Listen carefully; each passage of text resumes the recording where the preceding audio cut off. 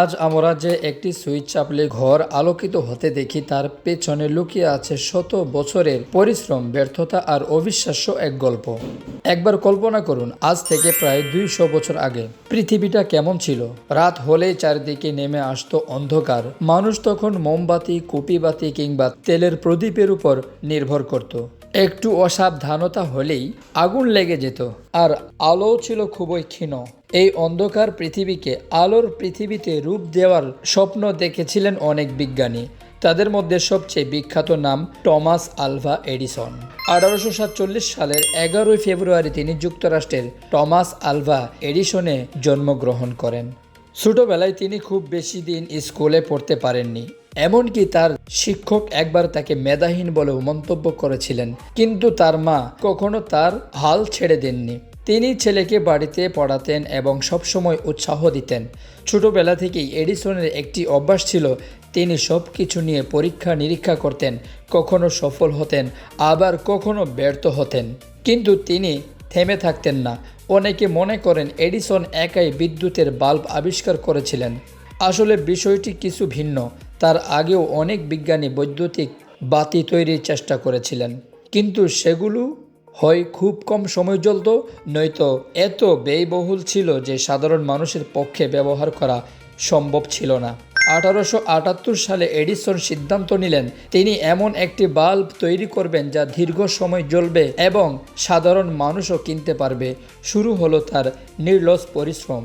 বলা হয় তিনি ও তার সহকর্মীরা হাজার হাজার ধরনের পদার্থ পরীক্ষা করেছিলেন। একবার নয়, দুইবার নয়, অগণিতবার তারা ব্যর্থ হয়েছিলেন। একজন সাংবাদিক একদিন তাকে প্রশ্ন করেছিলেন, আপনি এতবার ব্যর্থ হয়েও হতাশ হননি কেন? এডিসনের বিখ্যাত উত্তর ছিল, আমি ব্যর্থ হইনি, আমি শুধু এমন হাজারো উপায় খুঁজে পেয়েছি যেগুলো কাজ করে নাই। অবশেষে 1879 সালে তিনি এমন একটি কার্বন ফিলামেন্ট তৈরি করতে সক্ষম হলেন যা প্রায় 40 ঘন্টারও বেশি সময় ধরে জ্বলেছিল। পরবর্তীতে এর আরও উন্নতি করা হয়। 1880 সালে তিনি এর পেটেন্ট লাভ করেন। এরপর ধীরে ধীরে বিদ্যুতের আলো পৌঁছে যেতে শুরু করে মানুষের ঘরে ঘরে। বিদ্যুৎ বাল্ব আসলে কিভাবে কাজ করে? বাল্বের ভেতরে থাকে একটি অত্যন্ত সরু তার, যাকে ফিলামেন্ট বলা হয়। যখন এর মধ্য দিয়ে বিদ্যুৎ প্রবাহিত হয় তখন সেটি এতটাই উত্তপ্ত হয়ে ওঠে যে আলো বিচ্ছুরণ করতে শুরু করে। বাল্বের ভেতরের বাতাস বের করে দেওয়া হয় যাতে ফিলামেন্টটি সহজে পুড়ে না যায়। এই সহজ কিন্তু যুগান্তকারী প্রযুক্তি বদলে দিয়েছে পৃথিবীকে। 18 অক্টোবর 1931 সালে টমাস এডিসন শেষ নিঃশ্বাস ত্যাগ করেন। মৃত্যুকালে তার বয়স ছিল 84 বছর, কিন্তু তিনি রেখে গেছেন এমন এক আবিষ্কার যার আলো আজও পৃথিবীকে আলোকিত করে চলেছে। ভাবুন তো, যদি সেই সময় এডিসন বারবার ব্যর্থ হয়ে হাল ছেড়ে দিতেন, তাহলে হয়তো আজও আমাদের পৃথিবীটা এমন আলোকিত হতো না।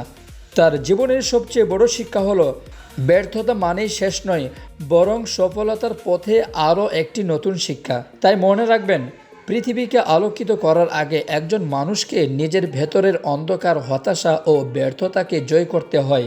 আর সেই কারণেই টমাস এডিসনের গল্প শুধু একটি বাল্বের গল্প নয়, এটি অধ্যবসায় ও মানব সভ্যতার অগ্রগতির এক অনন্য ইতিহাস।